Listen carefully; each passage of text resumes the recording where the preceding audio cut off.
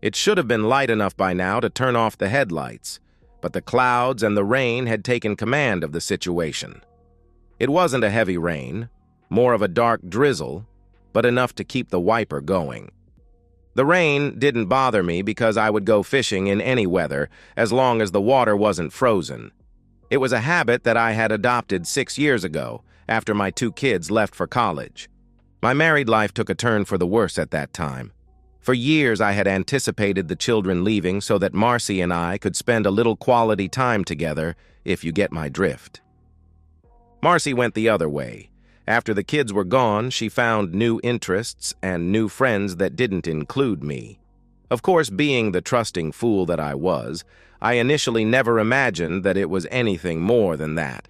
Luckily, I found out before it was too late. "Danny? Danny? Wake up, we are almost there." Danny Green, my passenger and fishing companion for the day, let out a loud groan as he raised his head from the side of the truck window. After a few more grunts and groans, he reached for the thermos on the dashboard. "You are crazy, Terry. I have no idea why I let you talk me into this. I only get 2 Saturdays off a month, and you had to insist that I go fishing with you today. Why today? You know that I hate fishing." I was smiling to myself as I watched Danny spill more coffee on his lap than he got into the cup. That resulted in a colorful stream of cuss words as he struggled to wipe himself off and at the same time try not to spill any more. "It's special, Danny. I'll explain it all to you after we get out on the lake. I absolutely needed you with me today." Danny and I grew up together. He was now a detective with the Madison City Police Department, and I was an assistant director at the Department of Parks and Recreation. We both were fairly happy with our jobs and our lives in general. We were not what you would call the closest friends, but we were close enough to go fishing together. 10 minutes later, the rain had relented just enough so that we could launch the boat without getting completely drenched. Danny was still cussing and groaning as we pulled away from the ramp and headed for fishing waters. As to be expected, we had the lake all to ourselves. Nobody else was crazy enough to go out on a day like this. The coffee was gone, so all we had to drink was the beer in the cooler. Danny looked in the cooler and then changed his mind. Although it wasn't actually raining, it was damp and miserable. Not really beer weather.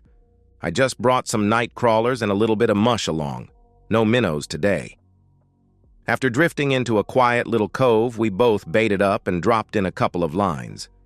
Danny got as comfortable as possible under the circumstances and stared me straight in the eye. He didn't have to say anything. I knew what he wanted. "Danny, I brought you along today because I need to get an alibi fish." That got his attention. "What the hell is an alibi fish?" It was not an easy thing to explain. Now that I thought about it, it would probably sound stupid as well. Of course, when I planned all of this, I thought it was brilliant.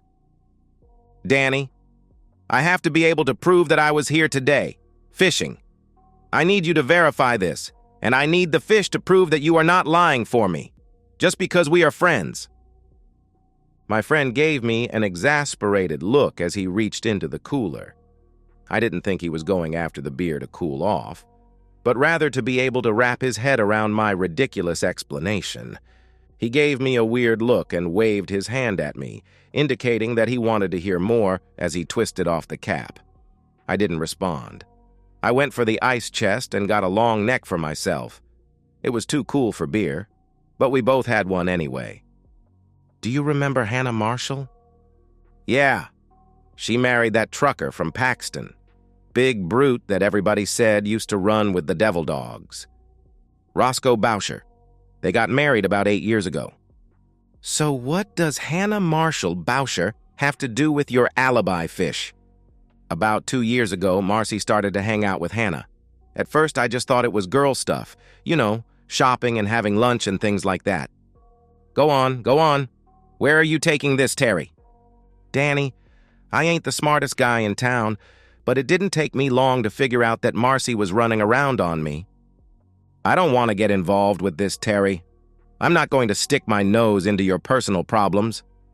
Hold on. I am not asking you to stick your nose into my married life. All I want you to do is to verify that I was here with you today and that we have obtained the fish to prove it."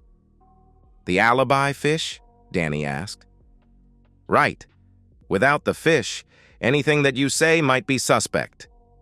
Danny finished his beer, but didn't go for another one. "Damn it, Terry. I think you are watching too many detective shows on TV. That is the most ridiculous thing I have ever heard of. If I say that we were together fishing this morning, that should be the end of it."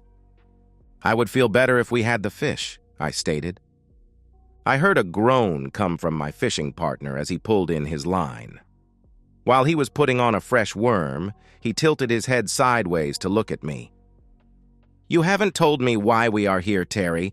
You still haven't told me why you need an alibi."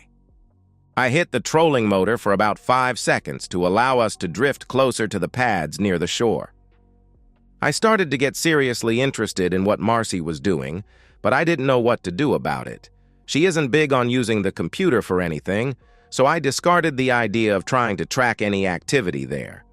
Marcy loved her cell phone, but I had no idea how I could get any information by monitoring her calls. Hell, I wouldn't know how to do it if I wanted to. "Okay, I get it. You're a technical klutz. What did you do?"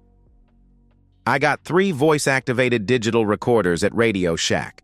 I put one in the kitchen, one in the living room, and the last one in the bedroom. I had to move the one in the kitchen 3 times so that it wouldn't pick up noise from the refrigerator and the other appliances. Since we are here under these peculiar circumstances, I have to assume that this idea worked for you," Danny asked. "Yes. All I found out the first couple of weeks was that Marcy and Hannah were seeing 2 guys on a regular basis. That bothered me so much that I didn't listen to any more recordings for about a week." "Did you find out who they were?" Danny asked. "Hannah was seeing a guy named Simon who worked at the powerlift gym over on Bleecker Drive. I never got his last name." "We have had some problems over at that place. It is not the kind of establishment where housewives typically go to do aerobics." "What about Marcy?" "Do you know a guy named Carmen who works at Monsanto Motors?" "Carmen Cambria? Oh boy, are you lucky. That guy is trouble, big time. We have been trying to nail him for years now. How the hell did Marcy hook up with him?" "I have no idea, but it looks as if they have been seeing each other for almost a year." Danny grabbed 2 bottles out of the chest and tossed me one. "Okay, Terry. So now I know that Marcy is cheating on you with Carmen Cambria, but I still don't know why you need an alibi." Most of the time, the conversations that I pick up between Hannah and Marcy are not of any importance. Last Tuesday, when I got home, the recording from the living room was a little different. I made a couple of copies of it and put one aside for you. I stopped talking for a moment as I watched one of my bobbers jiggle around on top of the water. It stopped moving, so I started talking again. "Why don't I just play it for you?" Recording.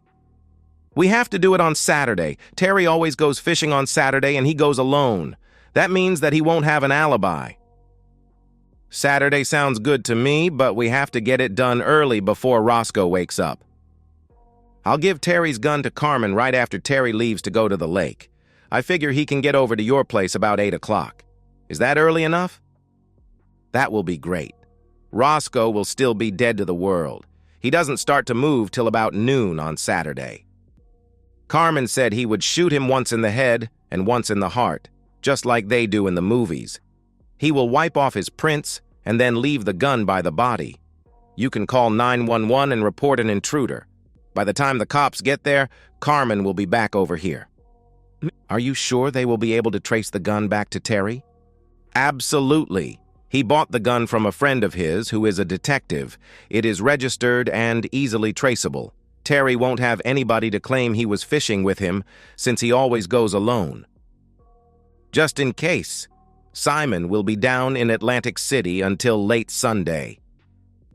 "I can tell the police that Carmen was with me all morning, if it becomes necessary. It is time to put this charade to an end anyhow." "Wow, I hope that all of this works out." I'll get $2 million in insurance money and you can watch Terry go to jail for a long, long time. Hey, girl, we got to go. Coal opens in 10 minutes.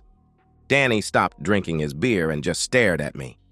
I never heard anything so stupid in all my life. What do you mean? I asked. Are you sure that they weren't pulling your chain or setting you up? What do you mean? I asked again. Well, maybe they found one of the recorders and knew that you were listening in, so they staged this little discussion to mislead you. I guess. Anything is possible. Actually, I didn't go to the police or call you earlier because I wasn't sure myself. Danny finished his long neck and stuck it in the trash bucket. Are they talking about the Beretta that I sold you 3 years ago? Must be. It is the only gun that I own. Hell, I never even shot the thing. It just sits on the night table by my bed all the time. Terry, if this is for real, it will get nasty. How so? I asked.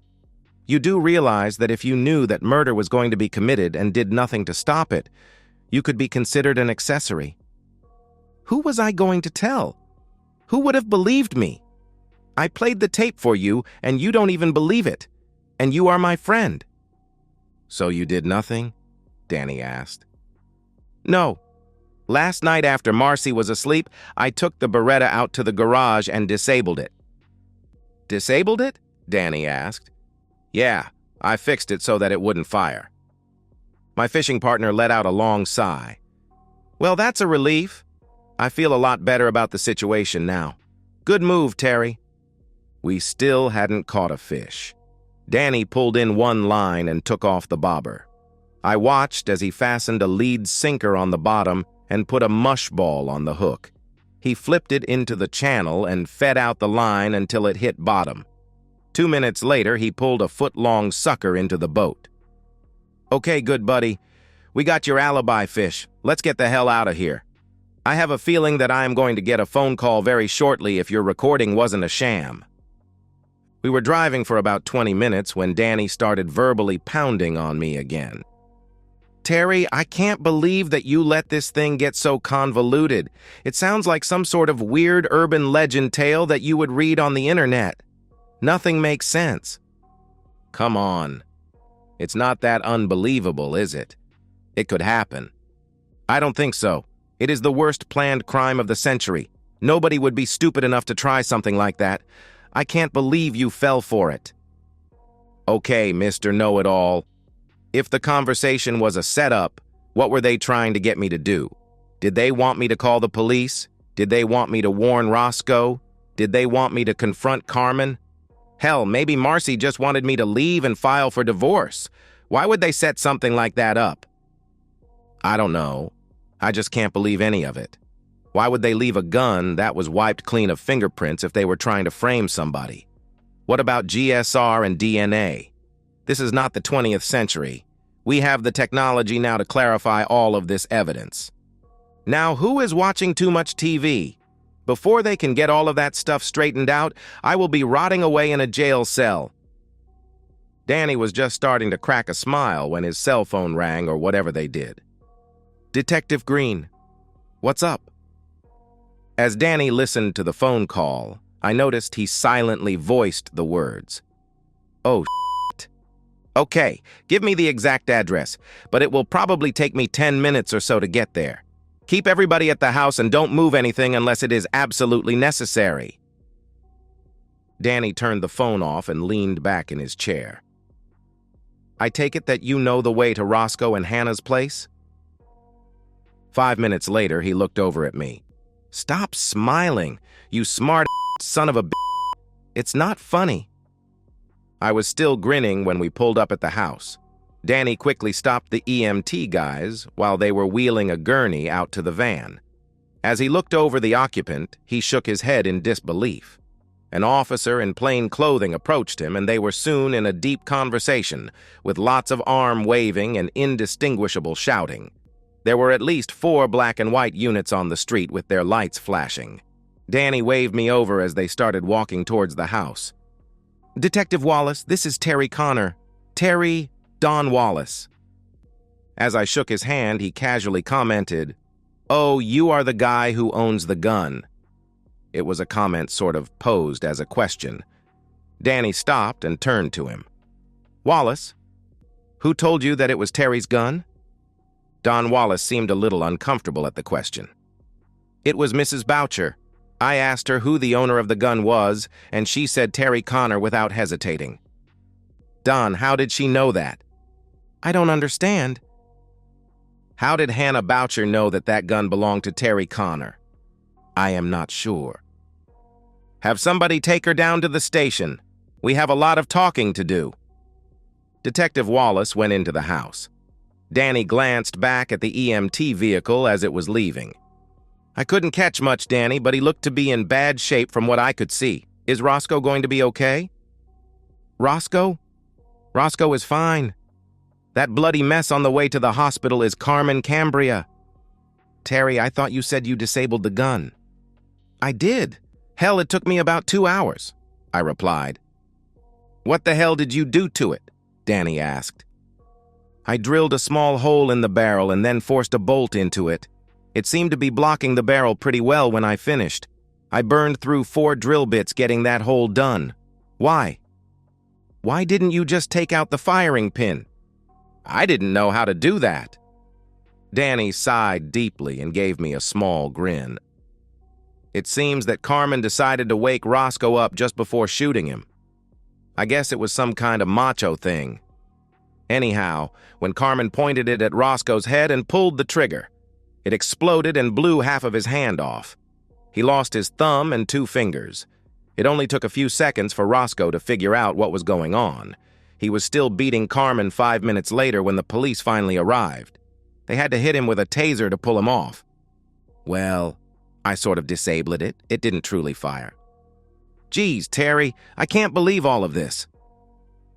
As we walked into the house, Detective Wallace was bringing out Hannah in handcuffs. I guess he figured something out. Danny looked over at Wallace as he passed. "Go by 321 David Drive and pick up Marcy Connor also. And whatever you do, don't let the 2 of them get together. Use 2 cars." Roscoe was sitting at the kitchen table. An EMT was putting some type of antiseptic on his hands. It must have stung a little, but he never flinched. His head snapped up when he saw Danny and me. Terry, was that damn gun yours?" I looked over at Danny with a guilty expression on my face, unsure of how to respond. "Yeah, it's mine, but I didn't give it to him. I keep it in my nightstand for protection." "Well, it is damn lucky that you never had to use it. I don't know what was wrong with it, but I am one lucky son of a bitch." Danny realized my dilemma and jumped in. "Roscoe, Terry learned about what Carmen was going to do but didn't know how to handle it. He notified me this morning, but just in case, he jammed up the barrel of the Beretta. That's why it exploded." "Geez, Terry, why didn't you let me know?" "I was afraid that I might be wrong, or they might change plans if the first one didn't work. If it wasn't for real, nothing would have happened. I am sorry, Roscoe, but I didn't know what the hell to do. I did the best that I could." "Okay. I don't like it, but I understand. By the way, why didn't you just take the firing pin out?" Out of the corner of my eye, I saw Danny smile as I was groaning at Roscoe's obvious question. Roscoe stood up and put his hand on my shoulder as he walked toward the refrigerator. "Don't worry about it. You did fine. Weird, but fine." He grabbed a bottle of V8 juice from the top shelf and took several large swigs. I wandered outside as the police took care of everything else that had to be done. 20 minutes later, Danny came out and told me to go home. I wasn't looking forward to it, but Marcy wasn't going to be there anyhow, so it didn't matter. When I got home, I found that Marcy had a fresh pot of coffee. I guess she was expecting company. I had 2 cups and then plopped down on the sofa for a short nap. Getting up at 4 a.m. sometimes leaves me drowsy later in the day. The phone woke me up about 5 hours later. Terry, it's Wilbur. Marcy just called me from the courthouse and asked me to come down and post bail for her. She wouldn't tell me anything else. What the hell is going on? Why didn't she call you?" "Wilbur, I am afraid your daughter has gotten herself into a little trouble. She wouldn't call me, in fact. She probably doesn't even want to talk to me. You will have to get her to explain it to you herself, because I am afraid that you would not believe me." Damn, that sounds ominous. Is she hurt or anything? No, she is fine. When you get her bailed out, please take her to your place. I will bring all of her clothes and stuff over there as soon as I can. Can you raise the money you need? Yeah, that won't be a problem. What about the kids? Do they know? I'll let them know, Wilbur. Don't worry about that. After my father-in-law hung up, I grabbed a half-dozen trash bags and started filling them with Marcy's finery. I emptied the dressers first and then the closets and bathroom. Anything else that might be stored away she could get later. I put the alibi fish in with her best dresses and tossed the bags into the back of the boat. I called my son, Benson, at his Clarksville apartment. He had been stationed at Fort Campbell for the last 2 years. I told him that his mother got into a little bend, but did not elaborate. I knew that he had a lot more questions, but I didn't want to get into that at this point. My daughter, Sharon, was not quite as laid back about the whole thing. She has been living in Baltimore with her new husband for about a year now. Since I refused to explain things to her satisfaction, she let me know that she would be coming home first thing in the morning. She seemed a little upset with me for some reason. I didn't push it. 20 minutes later, I piled all of Marcy's bags on the front porch of her parents' home. No one was at the house when I arrived, and I didn't feel like waiting around. I went to the Outback for supper. I had a hard time finding a parking place with the boat on the back of the truck. I slept well that night. There wasn't much of anything that I could do on Sunday, so I spent the day inventorying everything. I decided that it was time to move on. I made 2 lists, what I could leave behind and what I wanted to take with me. It was pretty easy. I decided to take all of the money that I could lay my hands on and walk away from everything else. I didn't need the house, and since my needs were simple, I could get some type of job almost anywhere. I didn't see any reason to go for a divorce at this point. I just about had everything finalized when Sharon showed up. My daughter was unusually silent as we walked into the kitchen. She got comfortable as I made a fresh batch of coffee.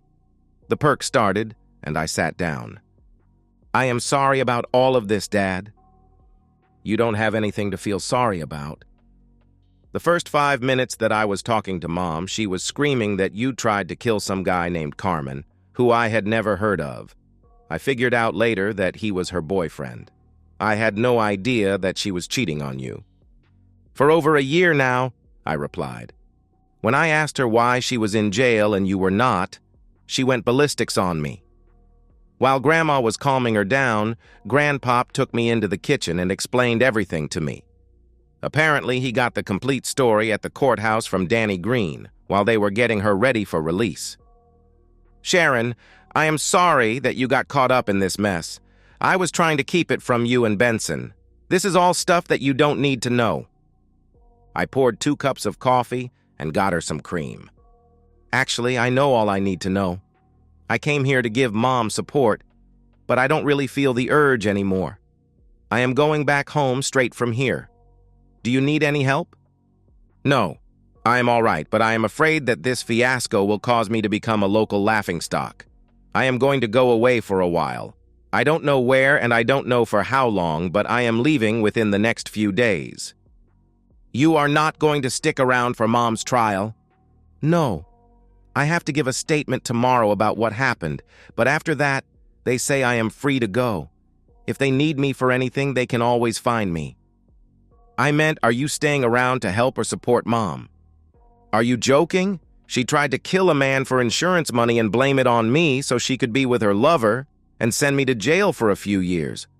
Why would I want to do anything to help her? We talked for 10 more minutes and then Sharon left for Baltimore.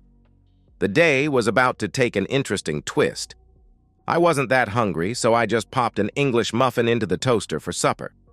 I first heard the rumble as I was getting the honey down from the cabinet.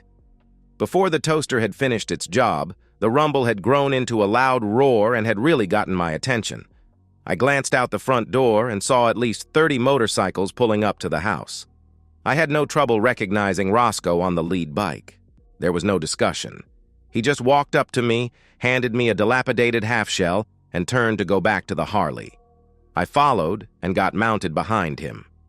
As we drove away, I realized that I hadn't even closed the front door of the house. I was snickering because I realized that I didn't give a damn. At first, it was exhilarating, but after an hour, I had had enough. It wasn't hard to figure out that we were headed to Atlantic City, and I had a pretty good idea why. What I couldn't figure out was my contribution. By the time we arrived at the Taj, the number of bikes had somehow doubled. The noise that they generated as they streamed into the underground parking garage was deafening. The majority of the riders started going into the general casino area, while Roscoe, myself, and 3 others headed for the elevators to the main hotel. The 3 guys got off on the 7th floor, but my escort and I continued on to the top. I did notice that all of the security cameras had been coated with some type of foam insulation spray. Roscoe seemed to know exactly where he was going and how to get there. 2 minutes later, we were on the roof, overlooking the Atlantic Ocean. We were standing quietly, and he noticed me looking at him, as if silently wanting an explanation that I really didn't want. He smiled and placed his enormous hand on my shoulder. "You did fine, Terry. You did fine."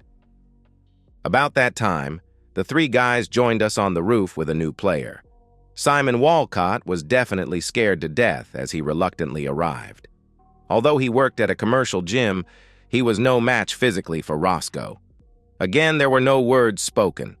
Roscoe simply grabbed Simon by his neck and the seat of his pants and walked him off the edge of the roof. 5 minutes later, the 4 of us were on our way back home. The rest of the group stayed at the casino. Roscoe dropped me off at the house. The other 3 guys had disappeared somewhere along the way.